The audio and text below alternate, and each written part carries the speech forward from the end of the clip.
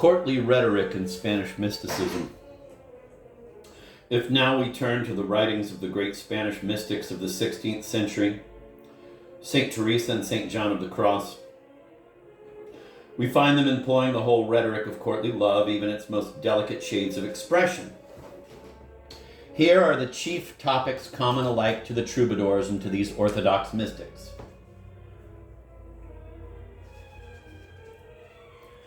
Quote, to die of not being able to die, from Ciascun Amante, described as, quote, a dance of mystic love, end of quote.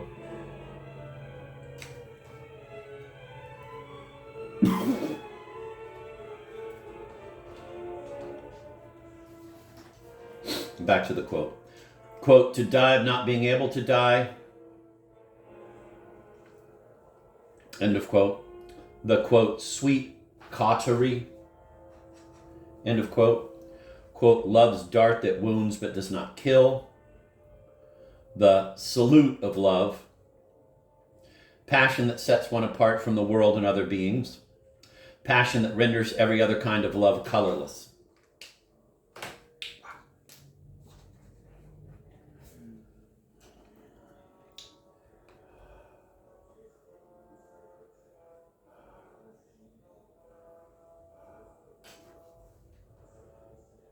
Oh, the thing that was from Ciascun Amante was, in flames I burn, in languish crying, in living I die, and in dying I live, yet do I not love, but am athirst for love, I hunger to be united with love. That's from Ciascun Amante, described as, quote, a dance of mystic love, end of quote.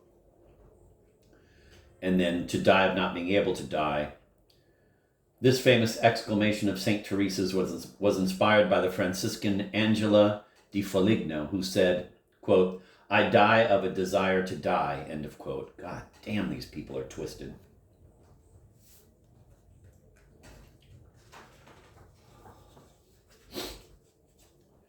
To complain of an ill that is yet prized more than every joy and worldly good.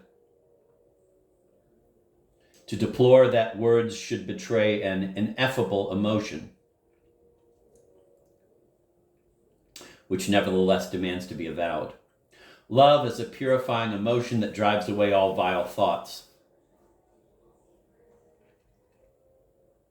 The substitution of the will of love for the real will. The struggle of love in which it is needful to be defeated. The symbolism of castles as havens of love. The symbolism of the mirror for imperfect love reflecting perfecting love. The stolen heart, the ravished understanding, the rape of love. Love treated as an ultimate understanding, conoscenza in Provençal.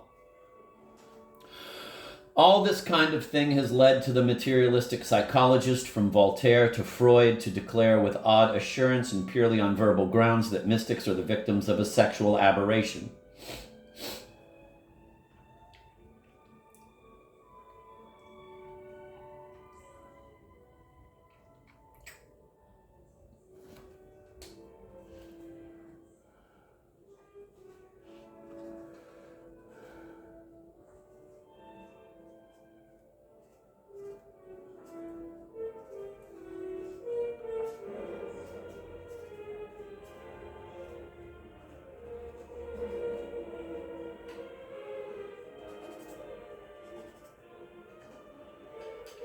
All this kind of thing has led the materialistic psychologist from Voltaire to Freud to declare with odd assurance and purely on verbal grounds that mystics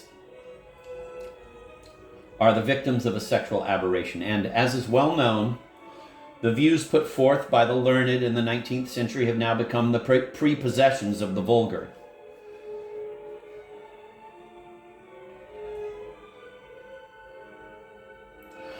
However, not only is the materialistic attitude to mysticism clearly more indicative of an obsession in those who cling to it than enlightening about mysticism itself, but also it is an attitude based upon an error at once historical and psychological. For A, the language of passion as the mystics employ it has not been to begin with the language of the senses and of nature, but the rhetoric of a kind of ascesis exemplified by the 12th century heresy of southern France.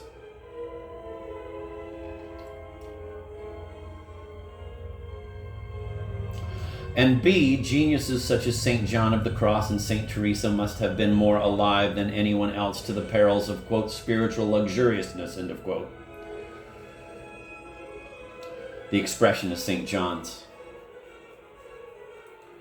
And both speak of it so freely that in their case the usual suspicion of an inhibition must be meaningless.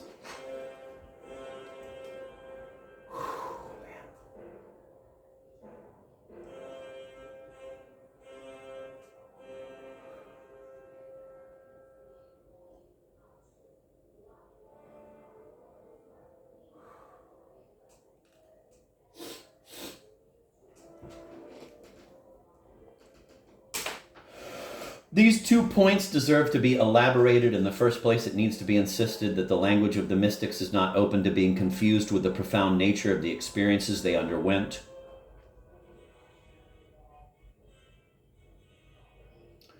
J. Baruzzi writes of St. Teresa that the source of many of her images has been traced, but it is not so easy to find the origins of the psychological language in which she undoubtedly most truly expressed her nature.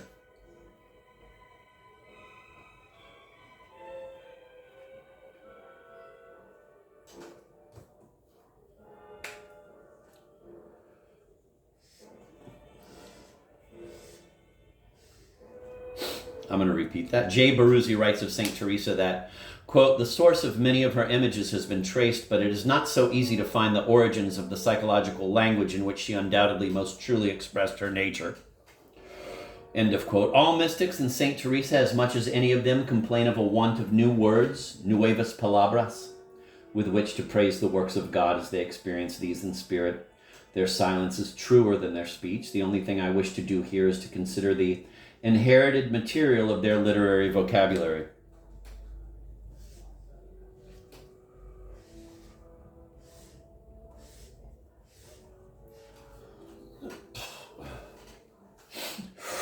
To confine myself to an instance which is at one and the same time the most celebrated, the best known, and that which has most strikingly misled the authorities, the fact is that St. Teresa constantly employs and even refines upon courtly rhetoric. Is this a matter of literary influence, of some underground heretical connection, or even of an independent recreation which might be partly accounted for on the lines of remarks made in the preceding chapter?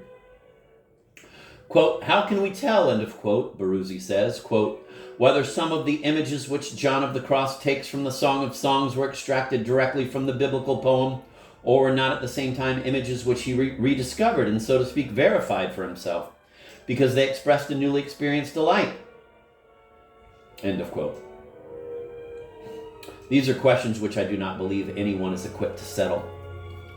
The best informed specialists hesitate over attributing to very famous, and as it happens, orthodox mystics, such as Risebrook or St. Teresa, the originating of the actual terminology used by St. John of the Cross. As regards St. Teresa, however, we may trace unmistakable sources. The fondness shown by the mystics for the romances of chivalry has often been pointed out. St. Teresa in her girlhood doted upon them. It seems even that she once thought of writing a romance herself in collaboration with her brother Rodriguez. It is also well known that the religious writings which were her intellectual nourishment were all the work of authors strongly imbued with courtly and chivalric rhetoric. M. Gaston Echegoyen says,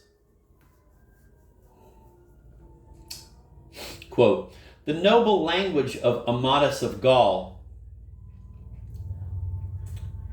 its erotic metaphors, and its subtle refinements are found also in Francisco de Osuna and Bernardino de Laredo, writers whom St. Teresa made her master, as well as in the Exclamaciones and the Castillo Interior.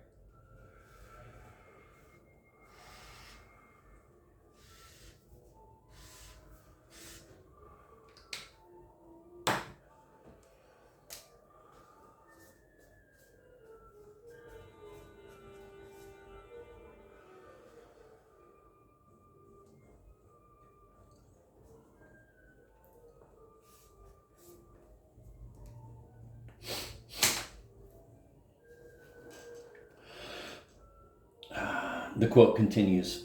In Spain, the authors of romances of chivalry display the same realism as those of treatises on mysticism, sacrificing a sense of the marvelous in favor of a more familiar and moving intimacy, as they tend to treat the human and the divine on one plane, either by contemplating the divine from a secular standpoint or by giving the human a divine interpretation. Above all, courtly and divine love encourage one another to a like heroic notion of moral obligation, of action and of faith. Amadis of Gaul and Saint Teresa could both have taken for their motto to love in order to act, although courtly love in its pristine purity loved in order to suffer, in order to endure. A fusion of divine and courtly love was effected not in the feeble extravagances of the romances of mystic chivalry, but by the 12th century troubadours of Provence. The most fecund material in their doctrine and in their symbolism and terminology was taken over by mysticism in the 13th century thanks to Saint Francis of Assisi. Considering Saint Teresa alone, we see that the romances of chivalry had a psychological influence upon her and also a literary influence which is chiefly evident in the warlike symbolism of the Castillo interior, end of quote.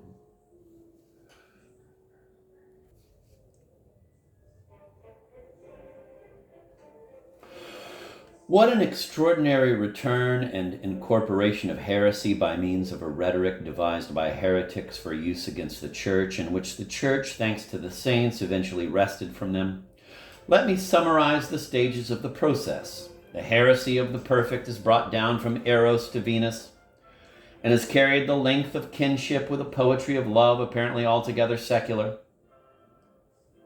The confusions that this involves flatter natural desires so that little by little the heresy vanishes from before the eyes of the worldly whom the deceptive charms of art have taken in, and they treat the language as simple poetry. Finally, first 100 and then another 300 years later, nobody remembers that the garment was ever meant to cover anything but nature. And Christian mysticism comes along in order to make it into a cloak for agape.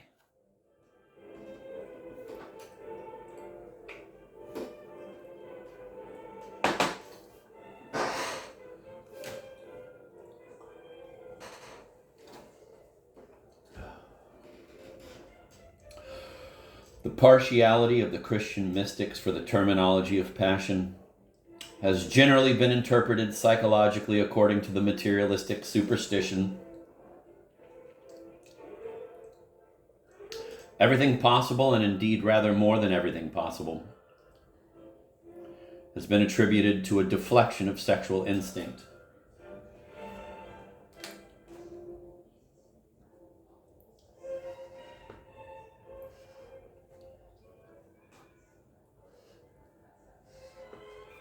Everything possible, and indeed rather more than everything possible, has been attributed to a deflection of sexual instinct.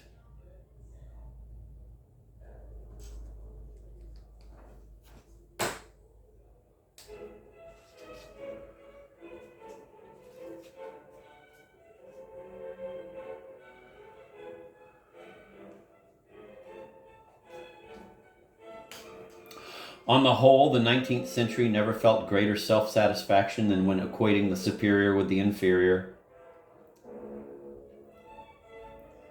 the mental with the material, and the significant with the insignificant. It called this explaining. There is no need to demonstrate that most of the time it was merely casting its critical sense to the winds.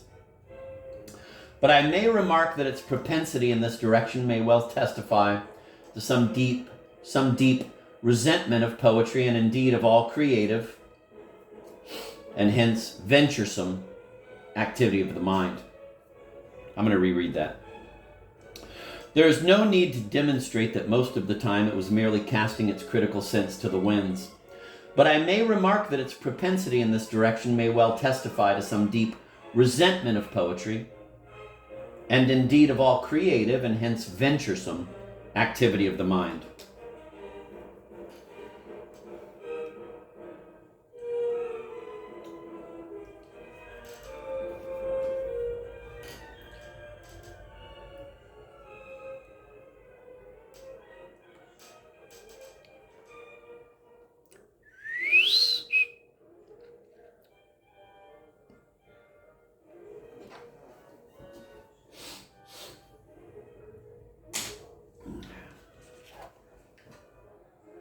But it is desirable to insist further that for men of the 16th century, erotic language was more innocent than it is in our eyes. We are the neurosis victims, heirs of a bourgeois form of Puritanism that has come down to us from a disbelieving 19th century. St. John of the Cross, who described in a remarkable page of psychological penetration the moves of a flesh attracted by the beginnings of mystic exaltation, Noce Oscura 1 verse 3, exaggerates no more than he dissimulates the relative gravity of such incidents. To recite at this point the formulas of sublimation and inhibition is simply to refuse to understand what one is talking about. Where is the inhibition, where the censorship in St. Teresa's writing to a religious who has complained of experiencing an emotion of the senses each time he enters upon prayer? Quote, I find that this is indifferent to prayer, and that it is best to pay no attention whatever to it, end of quote. So St. John of the Cross, replying to one of his brothers, who could not communicate without experiencing sexual emotion, and who accordingly had been commanded not to communicate more than once a year, advises him not to be upset about it, to receive the sacrament each week, whatever happens. And the brother is cured because he no longer fears excessively. If we are required to say anything further about psychoanalysis, let us not fail to notice that St. John of the Cross plays here the part of a doctor, not that of a neurotic. Quote, it will perhaps seem to you, writes St. Teresa, that some of the things to be met with in the Song of Songs might have been put differently. Considering our grossness, I should not be surprised if that came to your mind. I have even heard some persons told that they should avoid hearing them. Oh God, how great is our wretchedness! It befalls us as it befalls those venomous animals which change into poison everything they eat. Wow. I'm going to repeat that. Quote, it will perhaps seem to you, writes St. Teresa, that some of the things to be met with in the Song of Songs might have been put differently. Considering our grossness, I should not be surprised if that came to your mind. I have even heard some persons told that they should avoid hearing them. Oh God, how great is our wretchedness! It befalls us as it befalls those venomous animals which change into poison everything they eat, end of quote. From the formal comparison of the writings of Eckhart with those of Rougemont, St. Teresa, and St. John of the Cross, we may now infer that metaphors borrowed from current language by the mystics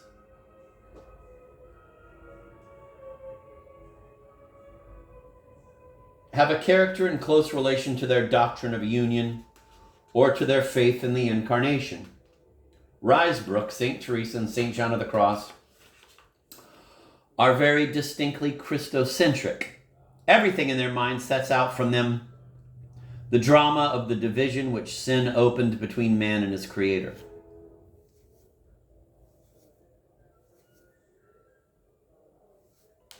All ends in moments of active communion in grace, and that is what they call marriage. The communion of the elect soul with Christ, the church's bridegroom.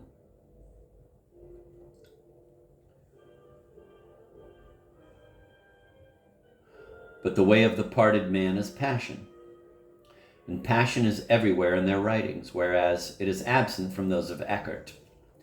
That is why orthodox mysticism, the kind least suspect of equivocal partiality, was led by the very object of its faith to use, and at times to abuse, the language of passionate love, a use and an abuse into which modern psychology was bound to read meanings agreeable to its doctrine, but meanings that seem to me to be controverted by history.